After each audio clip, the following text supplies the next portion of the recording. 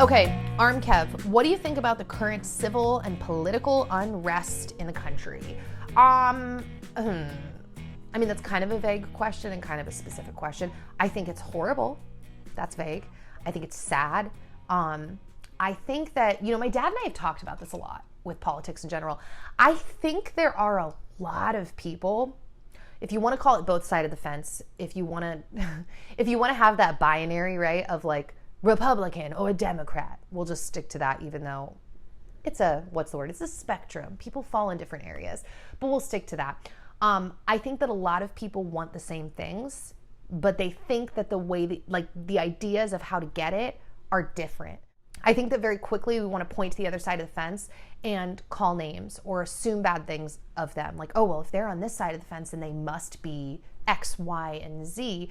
And it makes me really sad how people, I don't know, I just don't have the same belief. I literally think that a lot of people want what they deem good things for people, but they think that the path to get there is different. And I'm repeating myself, but that's kind of as specific as I want to get right now. I've mentioned before, I'm going to be bringing a few guests, I think, on my podcast to talk about some of the things that are going on right now.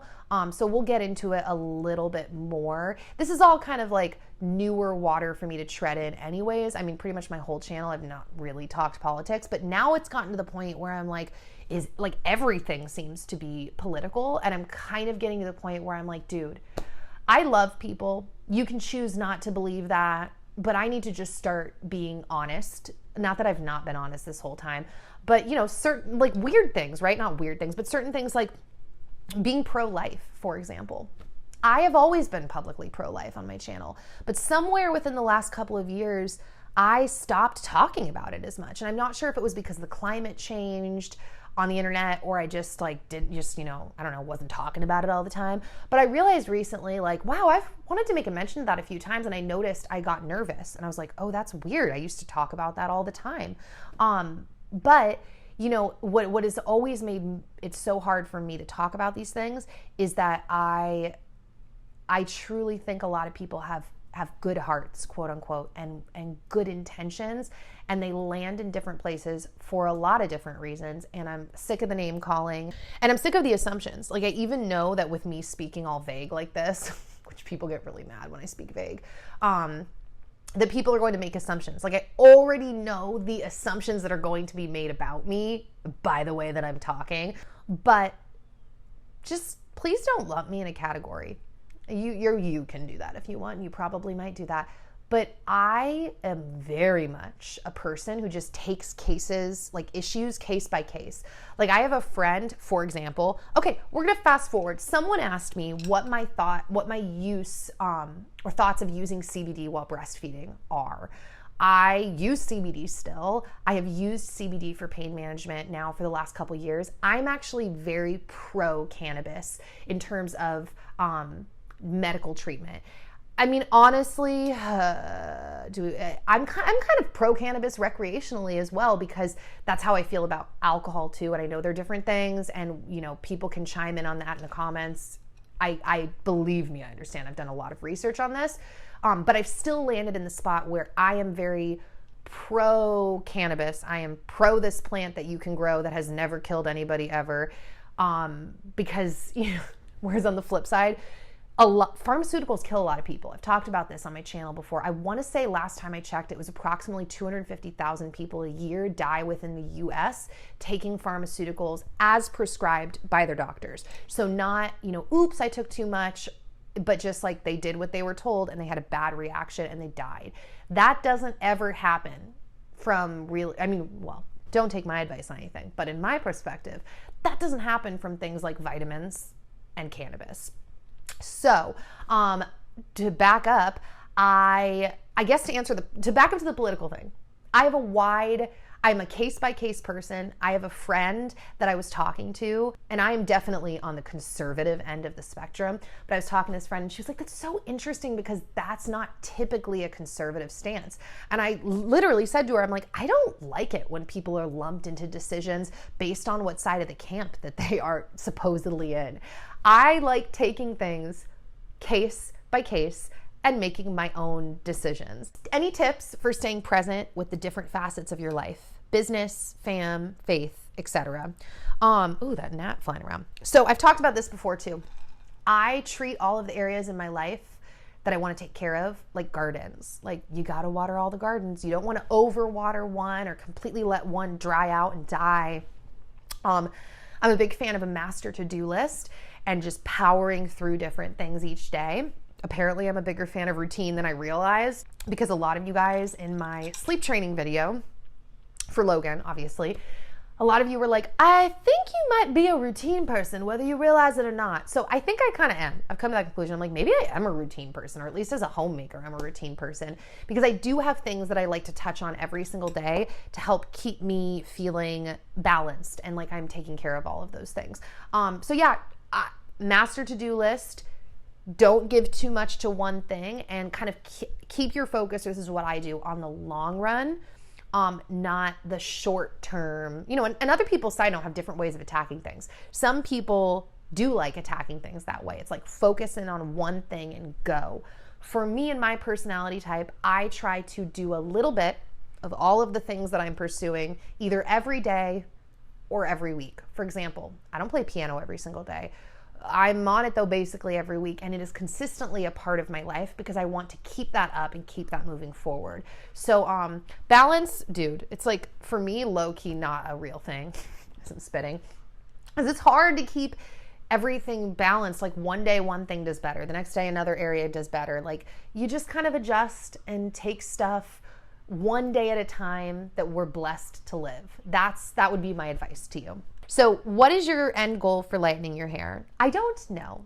I don't actually have a goal, because I'm just going to keep going lighter as long as my hair is staying healthy and as long as I like it. So I'm going back in maybe in like a month or so, and then we're gonna do another round of lightening, and then I probably won't go in for a few months. If I try to get pregnant again in January, February, I'll probably go in right before I start trying, just in case I happen to get pregnant right away.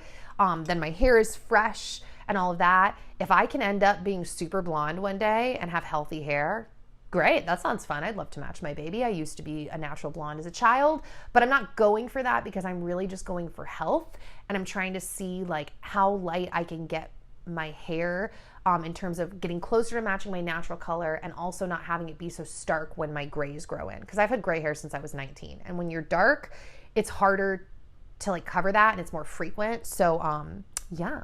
It's Trin Compton. It says, how are your pots and pans holding up? They're holding up great. They're basically like brand new. I did a review with Dan on our pots and pans. I'll try to link down below. I gotta go find it. And I'll link in the show notes too if you're listening. Hey. And we love them. They've held up great. There's a lot of debate. We were under the impression that these were less toxic than non-stick pans. They still might be, but a lot of people say that that is not true. So yeah, talk to me later, but we still love them as of now, and they've held up great. So Jade Kimberly says, how much time would you say you spend on work in a day? It depends. Some days I don't work at all. It's kind of weird, like working from home. I asked my chiropractor this yesterday. I was like, do you ever have days that are just completely derailed? Like you have all these plans and then they don't happen. And he's all, not really, because I come to an office. It's like he has to show up. And I'm like, yeah, that's hard at home sometimes, because like you're just doing your own work. And then if you're like me and you get super emotional and worked up like yesterday, I get to the point where I'm like, I don't even know how I can work right now. Like I'm so upset. So it varies. Some days I'm working on and off, like all day, like morning to night. I play with Logan when he's awake. I put him to sleep. I get right back to work, or he goes with daddy daycare for a little bit. That's what we call it. I really just see like how I'm feeling in the day, what I need to get done based on like maybe work goals or deals that I'm handling, when they need to be delivered. And I just I try to balance both. I give myself grace. I'm a mom first, but this is also my job, working on the internet. And so I take that obviously very seriously, but it's a weird job because like also part of it, it's like, it's my personality, it's me. So it's like, if I'm super down, like I was yesterday, like I know a lot of people would be like, well, you have to go to work sometimes when you're down, although there are sick days. People do get sick days. But this job is different. because when I used to work doing theater and I worked at amusement parks, you know, I had times where I was crying off stage and you wipe the tears and then you go on. I mean, I don't really necessarily love that looking back, but I had a script. It was live. It was a different situation. With my videos, I'm creating them. So it can be hard to create from a place that isn't like peaceful and, you know, sane. I don't even know what I'm trying to say. But that was a long answer for just asking how many hours a day I work. It just depends. It depends where my inspiration is, what the tasks are that I want to do, how Logan's doing, all of the above. Can you share more about how you became passionate about fighting sex trafficking? Yeah, long story short, about 10 years ago, maybe a little longer, Dan and I went to a conference held in Santa Clarita, which is where we used to live, which is in California. It's in LA County. That's where I'm from.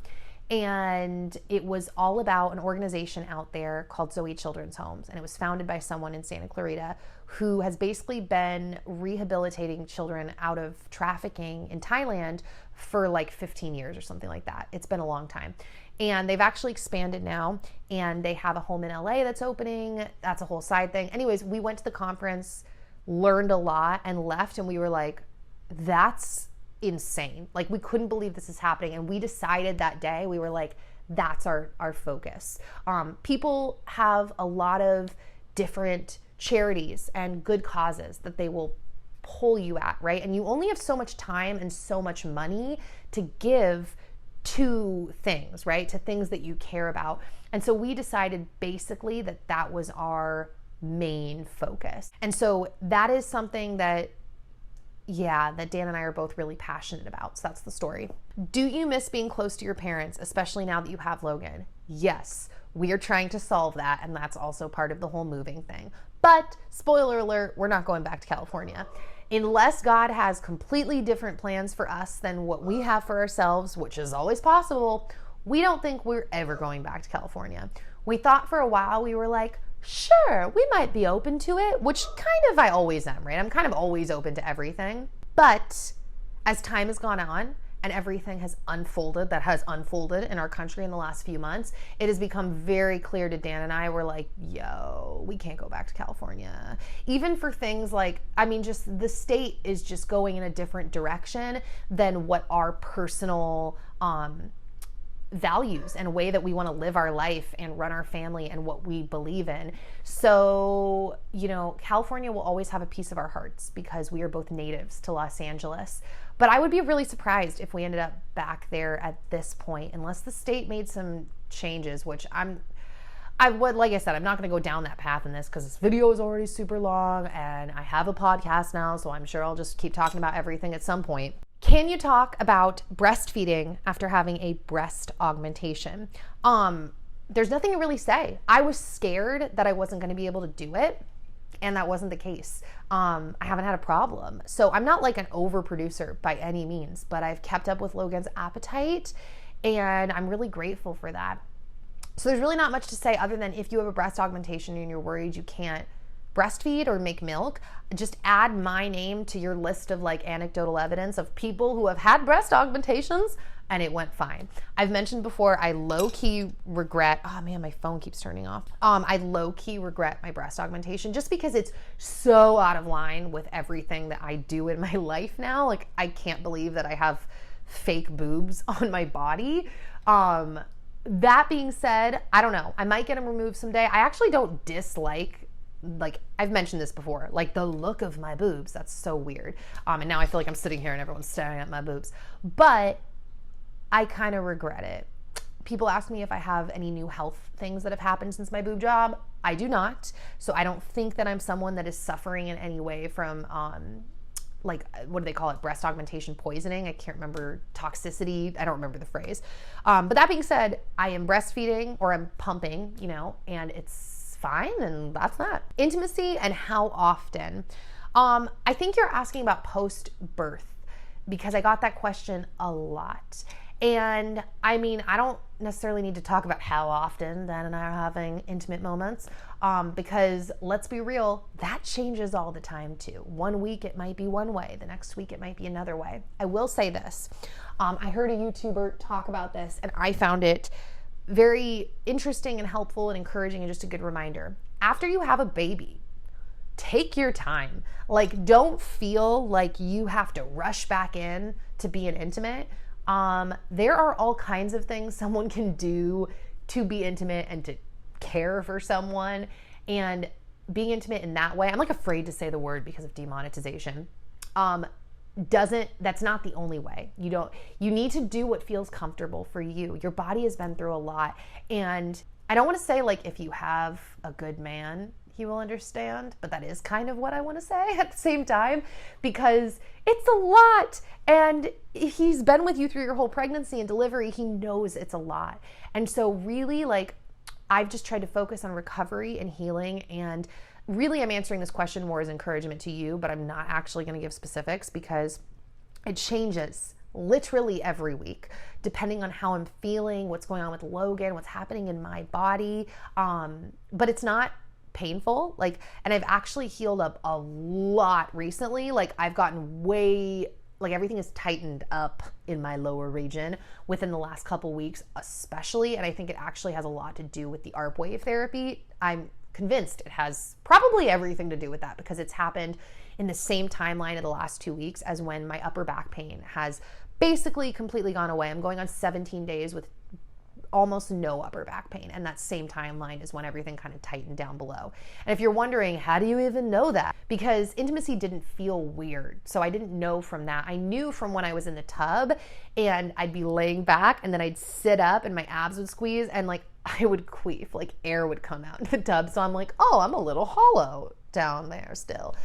That's completely stopped happening. So wow, I answer questions so weird. Okay, if you are comfortable, your thoughts on vaccination. Okay, this will be quick. You don't need to call me an anti-vaxxer, because once again, with that binary, like, people love to put you in one or the other. So we don't need to call me an anti-vaxxer, but at the same time, if you wanted to call me an anti-vaxxer, you could go ahead and do that. I know a lot of people think that those people are crazy. My personal belief is that if you think those people are crazy, you haven't gone down the wormhole enough. And I hate when people say this, but you haven't, quote, done enough research, which I don't mean that as an insult. If you're like super pro-vaccine, I don't mean like, do your research and then you'll find out, because you could do your research and totally disagree. That's actually my biggest qualm with people's sentences in general of do your research. It's like, well, we could read the same things and come to a different conclusion. Anyways, I think that the concerns are valid. If you've never looked up a man named Del Bigtree, I mean, kind of good luck, because he's being censored all over the internet. But if you've never looked him up, I highly recommend it. And if you're going to tell me that you've seen a couple of clips of his, I don't do well with that. Like, when people go like, yeah, I've seen clips of whatever it is we're talking about. It could be anything. And they've never seen a full presentation from someone on whatever topic. I'm really bothered by that. So if you have seen a couple of clips from Del Bigtree and you didn't like it, but you've never watched his full presentations, don't comment. That's so dramatic. But it's true, because he is impeccable with his sources. He gives original sources, government documentation. He's being censored, in my opinion, because he has a different opinion than what some of the large medical establishments are saying. But also, I'm one of those people that feels like, well, of course, research is very much dictated by money and funding. And I think it's the same reason why you can read lots of different dietary books and have science, quote unquote, behind all of them, and they can be completely different diets, because money not only influences funding, but on top of that, results come out and people read results differently based on a million different things. So like I said, let's not call me an anti-vaxxer, because I'm actually not, in the sense that, like, I'm just pro safety.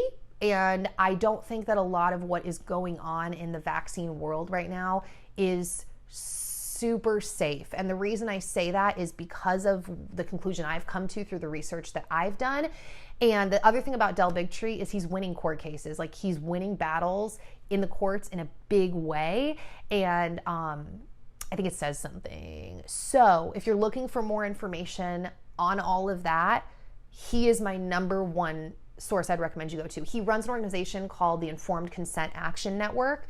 And there's a lot of information on there. And like I said, you might completely disagree, and that's totally fine. But we all know that I'm definitely going the much more natural direction in life of just like the earth and plants and the sun and grounding. And so it's probably not that surprising to you that that's where my headspace is. This one sounds like someone's upset with me, but I'm still gonna answer it. Why do we never see you walking your dogs in vlogs or when you take Logan out for a walk? You might just be asking, there might have been no tude behind that, but I sensed the tude. So you don't see them because they rarely go on walks. Zoe gets out more than Bowser. Bowser's a little bit cray-cray. He got kind of traumatized like a few years ago, and he really can't be around other dogs now without going absolutely insane. It's really sad. We've kind of emotionally processed it by this point. Dan takes them out for drives in the car. They go in the backyard, obviously, and explore and run around. And, I take Zoe out from time to time for walks. She's also super tiny. So like, if we're just talking exercise here, I don't even think she'd have to leave my room to get exercise, but she has front of the house. They go outside in the back. So it's kind of sad, but it also kind of is what it is.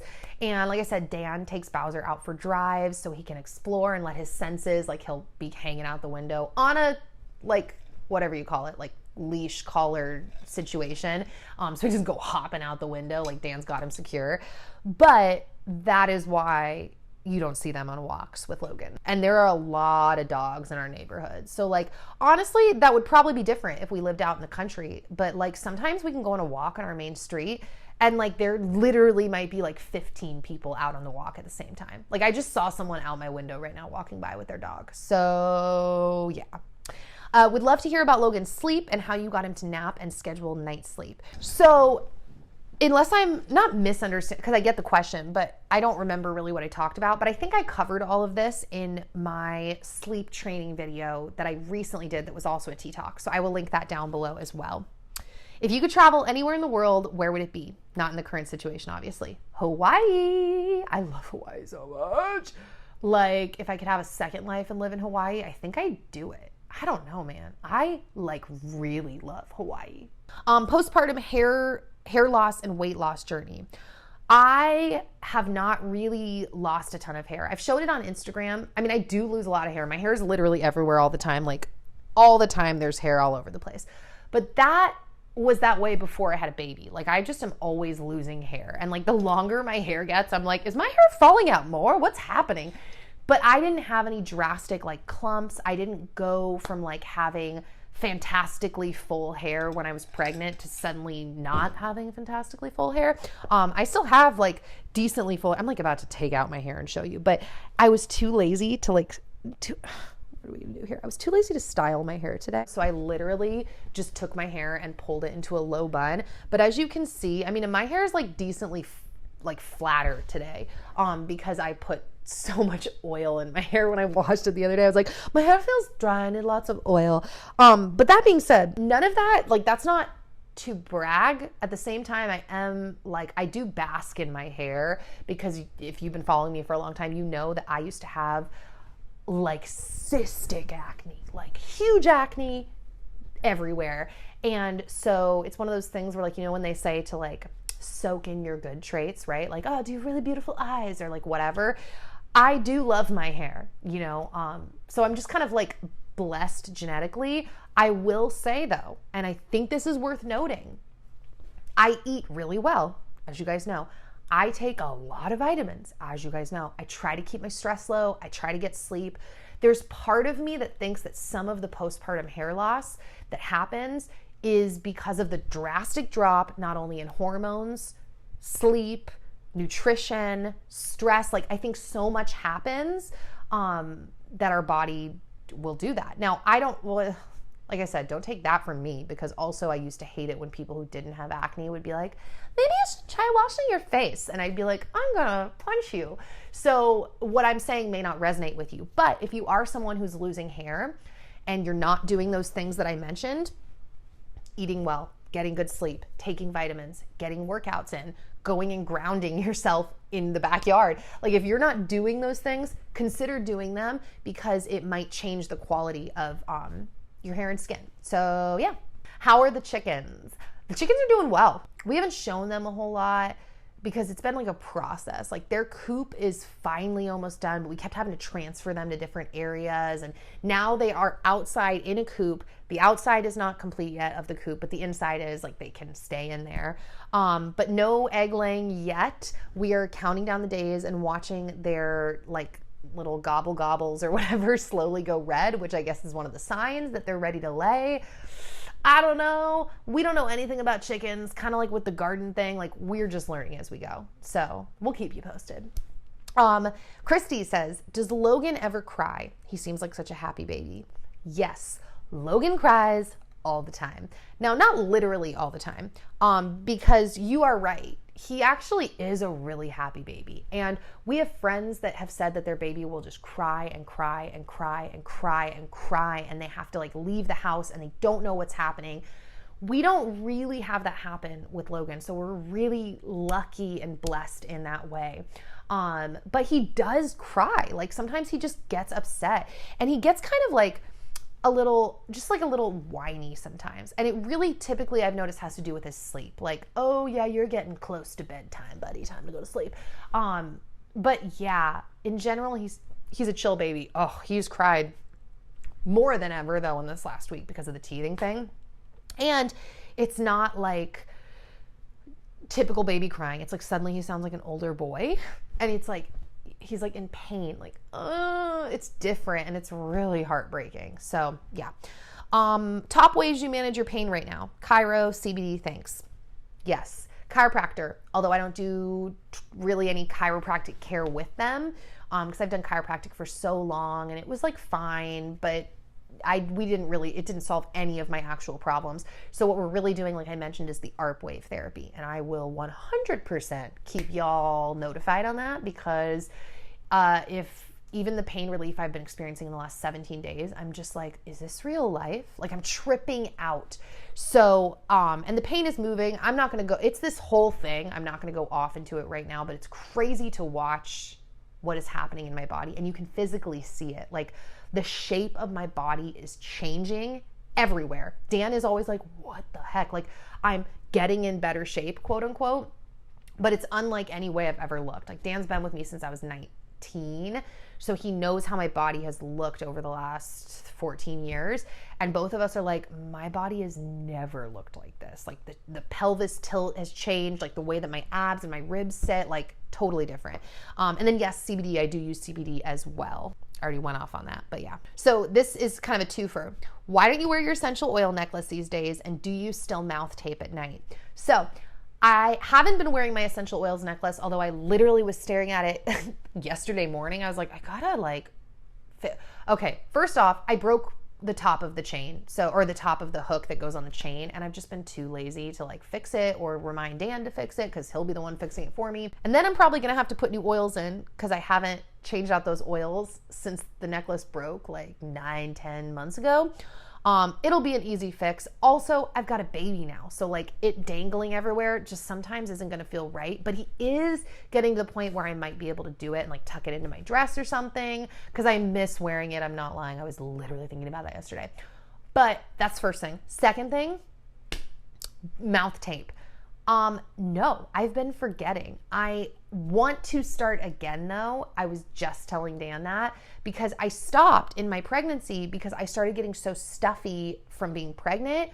I felt like when I would tape my mouth, I couldn't even breathe properly. So I'm going to start trying that again because I do believe in that. And if you're confused as to what I'm talking about, I will link that video down below as well, about the difference between mouth breathing and nose breathing and taping your mouth at night. And it's like just a fascinating thing to look into.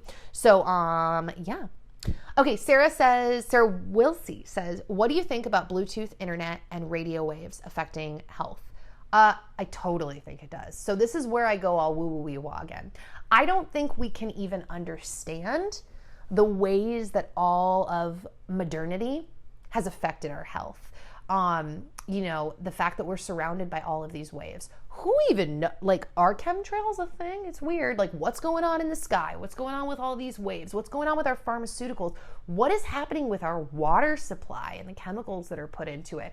What is happening with our home cleaning products? With our breast implants? Yikes. What is happening with all of these things? I think it's probably not good. If you go watch that documentary I referenced, Grounded, whatever it's called, I think that kind of backs that whole thought of all of this not being good. But at the same time, I think that grounding, getting your feet on the earth, because the earth is, I didn't even talk about any of this because I really want you to watch the documentary, but the earth has its own electrical like field, basically, that when your skin touches the dirt, like your body composition literally changes. So go watch that documentary. But I think the same thing about all of these waves, all of these radio waves and like the Bluetooth and the 5G, like I'm just like, this can't be good. So that's a super general it's not uninformed, but I say this to Dan a lot. I'm like, you know, I'm not prepared to write everyone book reports. I do a lot of research and I don't really take notes of like what I learned and why. So I end up just sounding super vague, but that's my vague answer.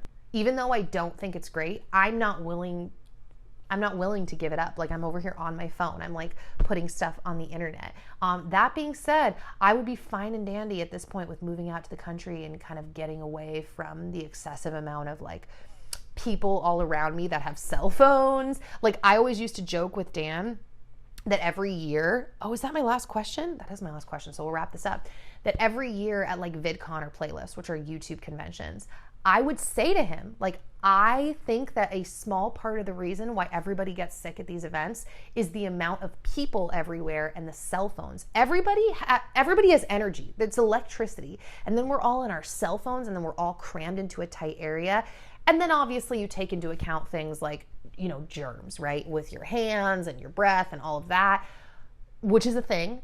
But I think there's something to people being packed together and everyone having cell phones and all of this electricity flying everywhere. Like, I just think there's something to it. So that was vague, but there you go. So that is the end of these questions. So I am gonna wrap this up now. I'm gonna go. I hope that you guys enjoyed this video. If you did, please give it a thumbs up and check the info box because I'm still gonna be doing a semi-secret, but not actually secret because I'm here telling you about it, giveaway for those of you that listen to the end or check my info box.